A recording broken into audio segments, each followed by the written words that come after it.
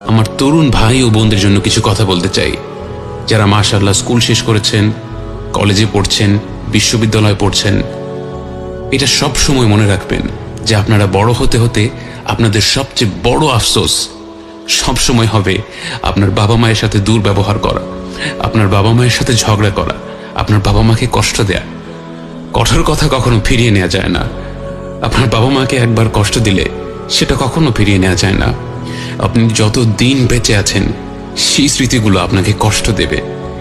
আমরা যখন বয়সে ছোট থাকি তখন রেগে যাওয়াটা খুবই সহজ, কিন্তু যেই আফসোস আর স্মৃতি আপনার সাথে রয়ে যাবে তা আপনাকে সারাটি জীবন কষ্ট দেবে।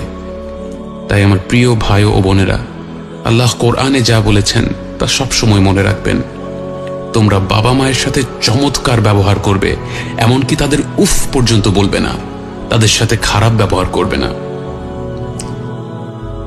আপনারা আল্লাহর সন্তুষ্টি চাইলে আপনাদের সামনে দুটো দরজা আছে, আপনার মা এবং আপনার বাবা।